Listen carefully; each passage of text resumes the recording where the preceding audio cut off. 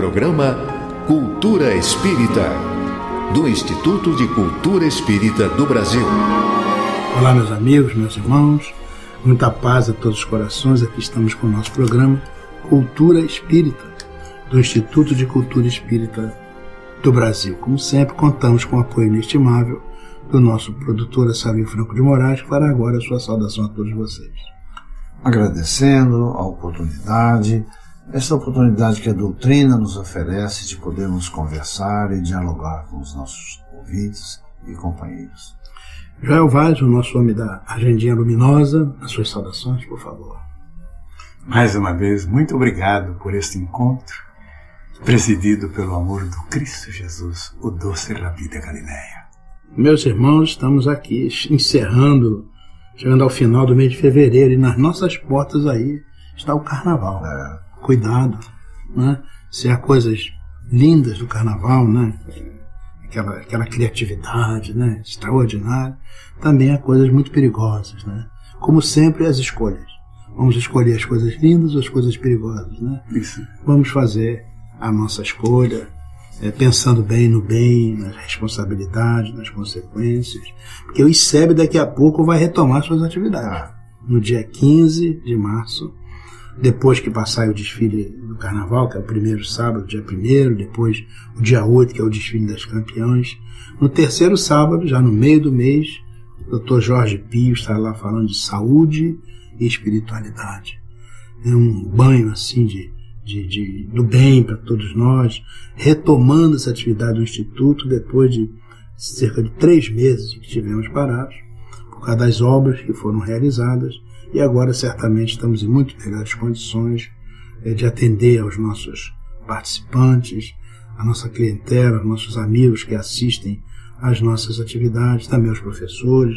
Haverá mais conforto para todos, e mais uma vez estamos muito, muito, muito agradecidos aos nossos irmãos do abrigo Teresa de Jesus, que graciosamente, né, trataram de melhorar a escada de acesso para que as pessoas possam subir com segurança, né?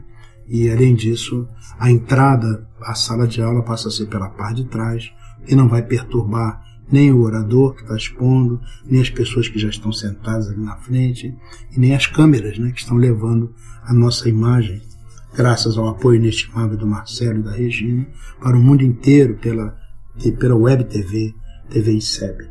Estamos muito agradecidos mais uma vez a todos esses que fazem a grandeza do nosso Instituto e facilitam as nossas possibilidades. O Dr. Jorge Pio, no dia 15, estará conosco, falando dessa maneira muito clara que ele tem de expor, muito generosa também, porque é uma palavra impregnada de amor, né? De conhecimento científico e de muita amorosidade. O Dr. Jorge Pio, de maneira imperdível, estará lá abrindo o ano do nosso Instituto no dia 15, às 15 horas, lá na nossa sede, no abrigo Teresa de Jesus. E logo em seguida nós retomamos as nossas atividades no sábado pela manhã, com o nosso Dr. Silvio Portugal, nosso conselheiro, que tem 2 turmas de Espiritismo básico e de Espiritismo um pouco mais avançado, onde ele ensina aqueles conceitos fundamentais da doutrina espírita. São 2 turmas que estão abertas graciosamente para quem quiser fazer esse processo de conhecimento, até para poder depois acompanhar melhor os ensinos que são ministrados na parte da tarde. Também ainda na parte da manhã, a partir das 10h30, o nosso querido Dr. Altamiro Samideano, né, é o nosso homem do Esperanto, a língua da fraternidade, a língua da nova era, né, estará trabalhando com uma turma de Esperanto básico e uma turma de Esperanto intermediário, onde já vai se estudar alguma coisa da doutrina espírita em Esperanto. E ao lado disso, todos os sábados nós temos, a partir de 1h30 da tarde, no primeiro e segundo sábado, o Dr. José Henrique Rubim, a Dra. Luzia de Matias, e depois no final, terceiro e quarto, a nossa vice-presidente Maria Amélia Serrano e o Dr. Brandão, que vão apresentar o pensamento de André Luiz, e aqueles, Dr. Rubim e Dra. Luzia, o pensamento de Joana de Ângeles. A garantia da presença do Dr. Jorge André, que assegura a qualidade dos trabalhos que vão ser feitos. Portanto, são sábados ricos em informações e conhecimento, e também em muito amor, porque há toda uma programação que é elaborada desde o pensamento de Tio Lindo Amorim, que é o nosso fundador, né? Desde que ele criou esses princípios do Instituto, nós nos mantemos fiéis a ele. E o Instituto é um local de estudo, de reflexão, e um local de muito amor, como deve ser tudo na doutrina espírita. E até por causa disso, nosso Joel Vaz está aí com a sua agendinha de luz, que sempre fala de muito estudo e de muito trabalho, de muito amor, né, Joel? Com certeza. Nós estamos chegando no Carnaval, como disse o professor César Reis, e nesta noite haverá uma sessão de passes, vamos repor as nossas energias, nos preparar para separar a beleza encantadora da criatividade dos carnavalescos e as coisas que vêm arrastadas aí por trás dessas questões, nos desarmonizando, enfim. Então hoje tem uma reunião bonita de passes individuais com magnetização das águas. Muito melhor tomar água fluidificada do que cachaça. Mas muito melhor. Incomparável. Incomparável. O cineasta, diretor, autor, maravilhoso. Essa sessão de passo vai ser aonde? Falou no Teatro Vanucci. Do Teatro Vanucci. Não falei do Teatro Vanucci. Isso é uma falha lamentável. Obrigado pela lembrança. Teatro Vanucci, 7h30 da noite, entrada franca. Venham todos, estaremos lá esperando vocês. Shopping da Gávea. Shopping da Gávea. Muito bom. Fácil de estacionar, fácil de chegar, fácil de andar. O cineasta, diretor e autor Jorge Luiz Queiroz, que por acaso também é um dos fundadores do grupo, amigo do Vanucci, lá 25 anos atrás, 26 anos atrás, quando as coisas começaram, ele pede atenção porque vai estrear brevemente, lá no Teatro Vanucci, às segundas-feiras, uma peça escrita, dirigida e montada pelo querido Queiroz, chamada O Julgamento do Paranormal. Uma abordagem bonita, interessante, curiosa sobre estas questões da dubiedade, da discussão quanto à questão da paranormalidade. Tem um grande elenco de atores conhecidíssimos e tal, então fiquem atentos, porque brevemente estará em cartaz lá. Por falar em Queiroz e por falar em Carnaval, na Noite dos Campeões, abre a Noite dos Campeões o desfile de uma escola de samba que o Queiroz fez um documentário sobre elas. Chama-se Embaixadores da Alegria. São portadores de dificuldades físicas de toda sorte, toda variedade, que formaram um grupo para comemorar a alegria, mostrar a beleza de tudo que envolve o ser humano, mesmo aqueles que têm por missão ou dificuldade, sei lá que nome possa ser dado, a dificuldade física, que é compensada por uma capacidade de amor e de viver extraordinária. Foram até agraciados o presidente desse grupo, que é um inglês que vive no Brasil há 30 anos, espírita. Ele foi agraciado pelo Príncipe Charles da Inglaterra com uma medalha por esse trabalho amorosíssimo, muito lindo. Vale a pena. Um trabalho que eu vi o vídeo, né, que foi apresentado sobre isso, fiquei emocionado. Porque ao lado, não é só o desfile, né? As pessoas dotadas de necessidades especiais, elas criam uma escola. Porque elas, durante o ano inteiro, elas produzem as alegorias, os adereços, né? Então são pessoas que têm dificuldade de movimento, muitas vezes com as mãos, com os pés, com a boca, né? São pessoas que não podem se deslocar, pessoas com nanismo, pessoas com tudo quanto é problema, mas ao longo do ano elas trabalham, são orientadas em cima desse trabalho. Isso aprimora a sua condição mental, a sua condição social. E o desfile é uma alegria. Até o samba elas fazem. E até tocar na bateria elas tocam. E as roupas, é uma alegria. Então, é a celebração do ser humano, independente da sua dificuldade. Nós espíritas ficamos felizes, que nós sabemos que essas dores das pessoas, elas não são gratuitas, mas são também belíssimas oportunidades de refazimento, né, de recolocação da criatura na melhor direção, resgate, né, de débitos do passado. A reencarnação fala muito disso. Então, quando você olha aquelas pessoas, alguns até não podem nem andar, desfilam no colo de outros. Né? Então você vê a doação dos generosos benfeitores, o trabalho a alegria, né? Realmente uma coisa que toca o coração da gente. E acho que é uma iniciativa belíssima do nosso querido Queiroz, né? Essa apresentação, e certamente vale a pena ver isso. E lembra, o fotógrafo que documenta esse filme, ele é cego de um olho. Ele O fotógrafo é cego. É cego de um olho. Ele diz, mas a câmera só tem um olho. Só precisa de... Realmente. O inglês que coordena isso é o David Paul. É realmente extraordinário esse trabalho, né? Ele é inglês e espírita, né? O que não é comum. E o nome da escola de samba é Embaixadores da Alegria. Vale a pena ver. Tá. No último reunião no Teatro Vanucci, um grupo de jovens me procurou perguntando se o Ernest Haeckel era espírita, porque havia uma conjugação de fatos que levariam a um pressuposto assim. Não. Ele não era espírita, ele conviveu à época de Kardec. Ele era um jovem médico. Kardec criou o neologismo espiritismo e ele criou o neologismo ecologia na mesma época.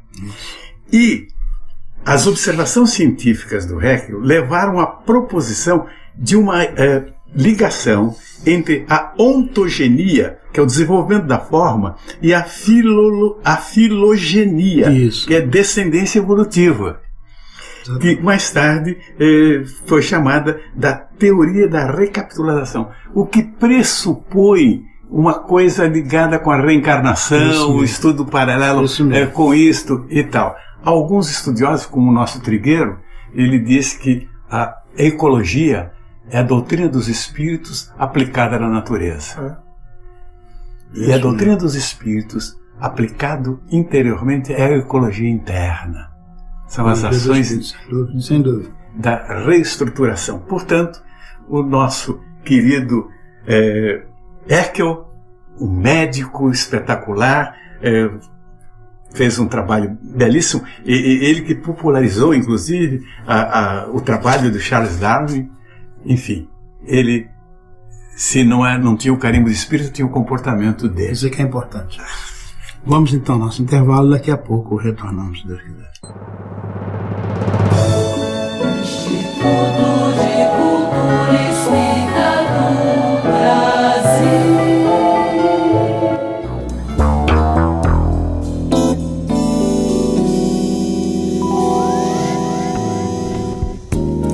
Simples, direto, objetivo, claro e profundo. Retalhos psicológicos.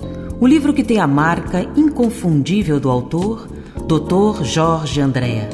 Médico, psiquiatra, grande pesquisador, reconhecido internacionalmente como um grande mestre do espiritismo contemporâneo. E agora ficou mais fácil.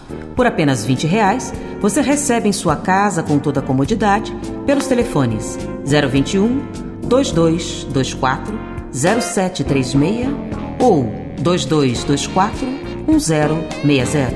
Ou, se preferir, pelo e-mail portaliseb@gmail.com. Uma experiência valiosa. Peça já o seu.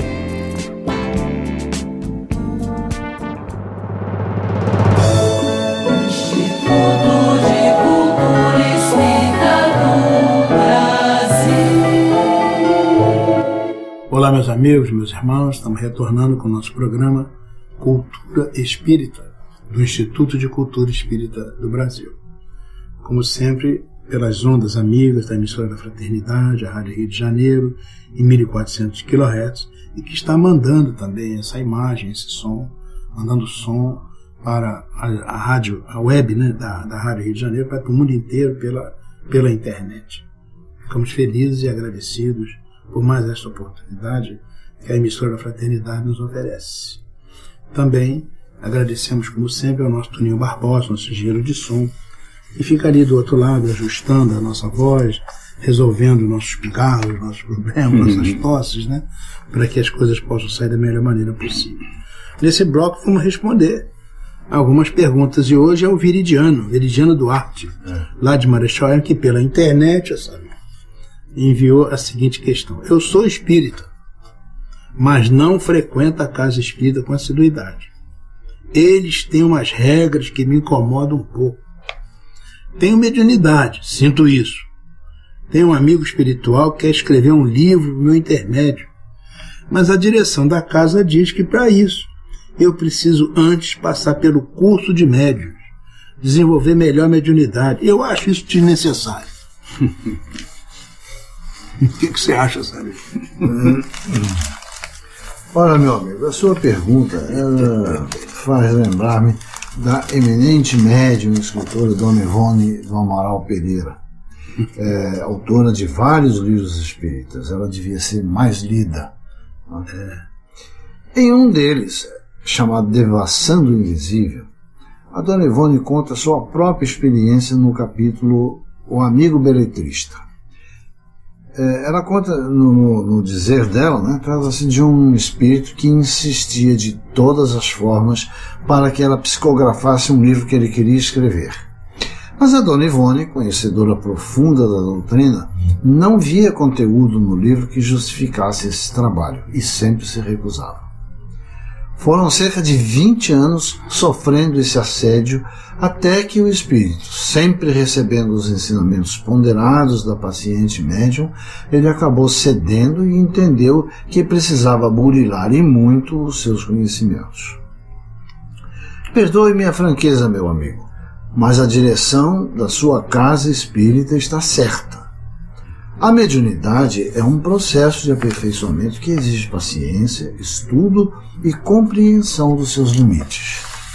As suas finalidades são muito bem explícitas, são muito bem consideradas, e isso só os cursos da casa espírita podem oferecer.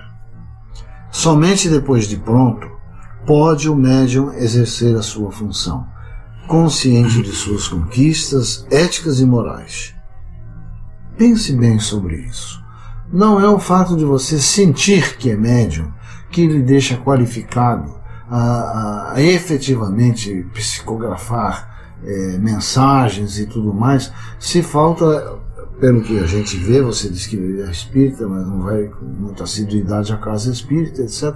Se lhe falta uma convivência, se lhe faltam os critérios culturais da doutrina espírita, você pode ser eventualmente vítima de um espírito que esteja aproveitando da sua boa-fé. E você só consegue saber se é ou não um espírito que esteja com essas intenções equivocadas se você tiver o estofo do aprendizado feito na casa espírita. Então eles estão certos. Viridiano, você diz que a casa espírita tem umas regras lá que te incomodam um pouco, né? Realmente, estava me lembrando de uma passagem que é comum com todo mundo conhece no movimento espírita, com o Chico Xavier. Ele recebeu 3 palavras, né, para poder organizar a vida dele. A primeira era disciplina, a segunda era disciplina e a terceira era disciplina, né? De maneira que essas regras, na verdade, têm esse objetivo: disciplinar, organizar a pessoa, a instituição, o funcionamento dela, mas também a pessoa, a cabeça da pessoa, o sentimento da pessoa. Isso tudo faz parte é um processo, né? Você não é de repente que vira assim um médium nota 10, né? Você vai levar um bocado de ano, né, para chegar um médium de mais ou menos, né, praticando e tudo. E aí tem toda a parte, digamos assim, mediúnica em cima, tem toda a parte pessoal, né, da melhora íntima que você tem que fazer para ser um veículo bom para o atendimento aos bons espíritos. Então, recomendamos, como disse Nossa Sarê, você aceite essas regrinhas, né?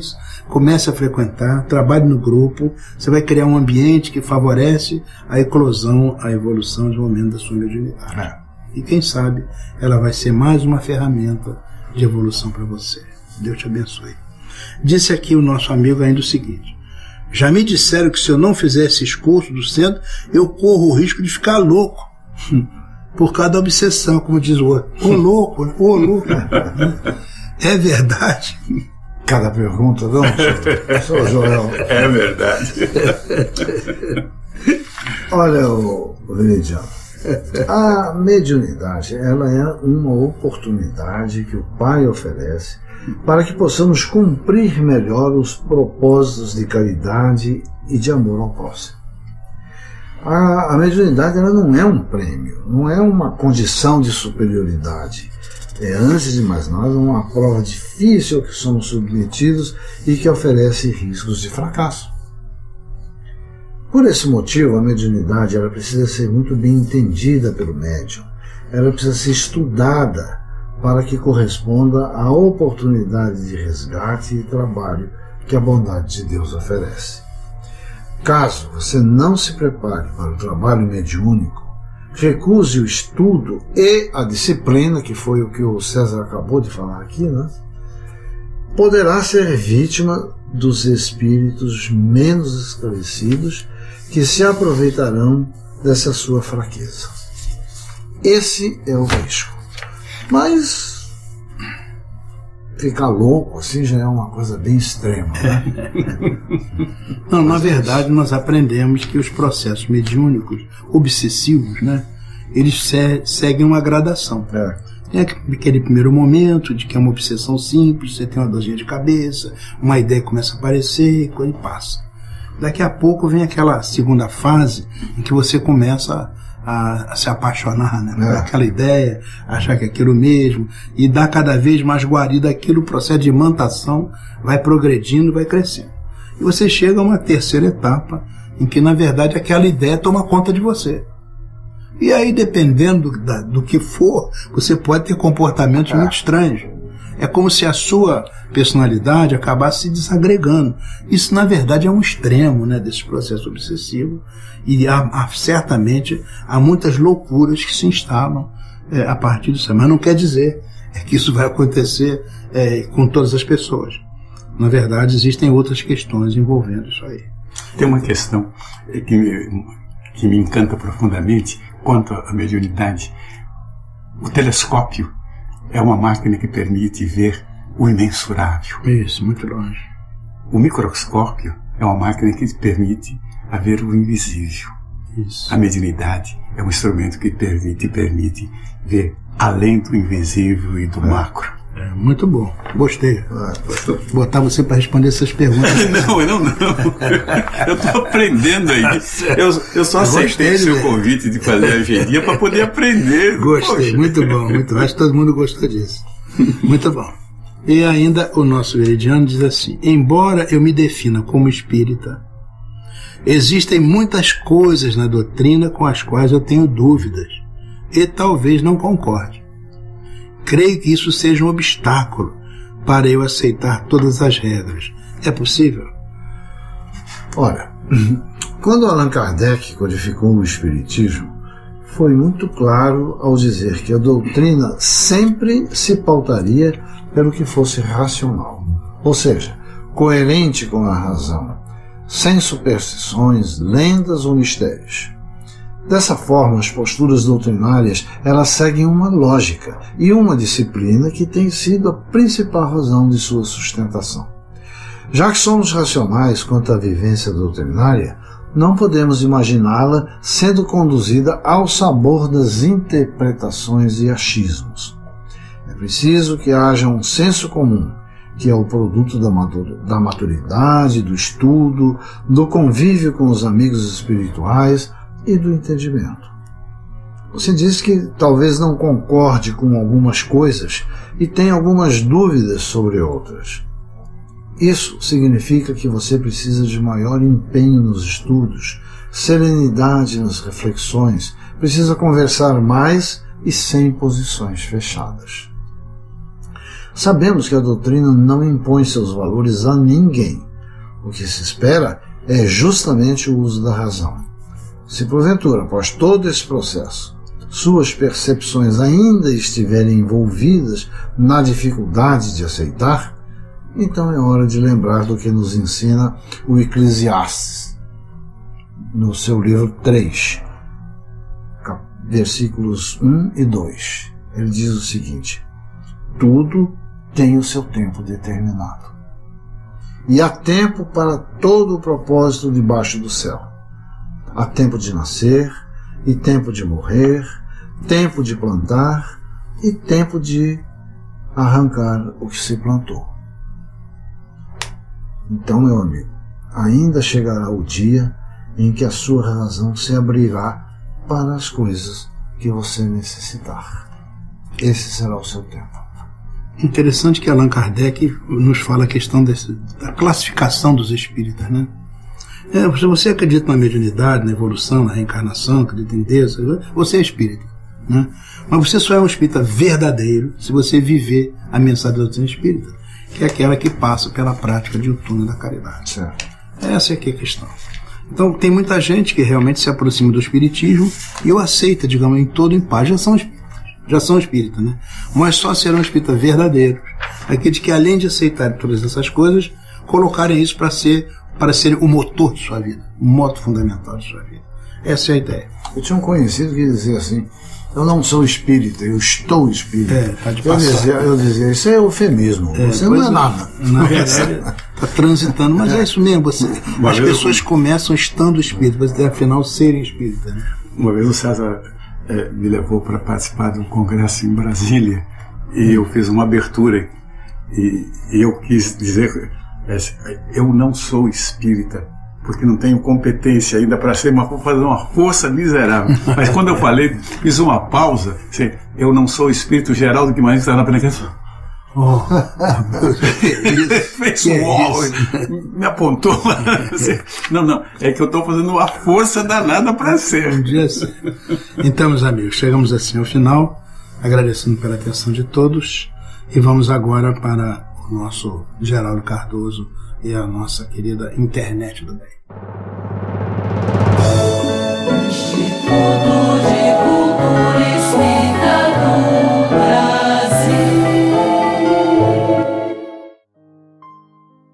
Meus amigos, a internet do bem nos traz um PPS em cujas palavras o autor enaltece o valor moral do ser humano e, assim, possibilita ao leitor buscar entre as pessoas do seu relacionamento aquelas que se identificam com as qualidades do homem de bem. A mensagem tem como título Acredito nas Pessoas. Acredito nas pessoas, especialmente naquelas em que habita algo mais que a humanidade. Aquelas que, às vezes, a gente confunde com anjos ou outras entidades divinas. Falo daquelas pessoas que existem em nossas vidas, que enchem nosso espaço com pequenas alegrias e grandes atitudes. Daquelas que olham nos olhos quando precisam ser verdadeiras, que tecem elogios, que agradecem e pedem desculpas com a mesma simplicidade de uma criança. Pessoas que não precisam fazer jogos para conseguir o que buscam, porque seus desejos são realizados por suas ações e reações, não por seus caprichos. Pessoas que fazem o bem e se protegem do mal, apenas com um sorriso, uma palavra, um beijo, um abraço, uma oração. Pessoas que atravessam as ruas sem medo da luz que existe nelas, caminham firmes e levantam a cabeça em momentos de completo desespero.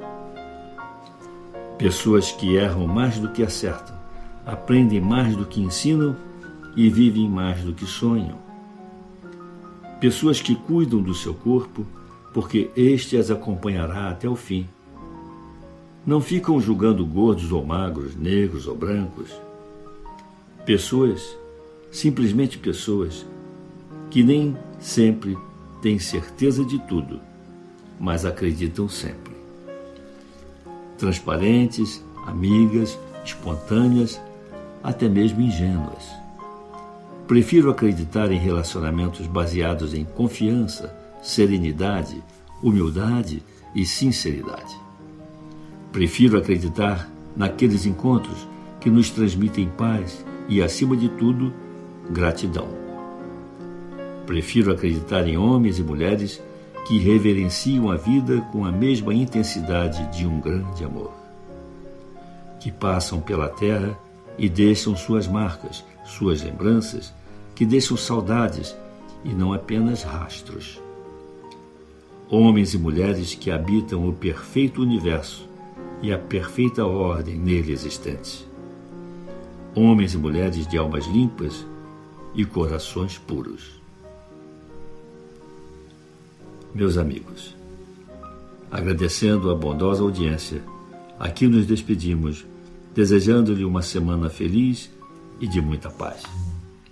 Assim, meus amigos, meus irmãos, nós estamos chegando ao final do nosso programa Cultura Espírita, do Instituto de Cultura Espírita do Brasil. Agradecemos muito pela atenção de cada um.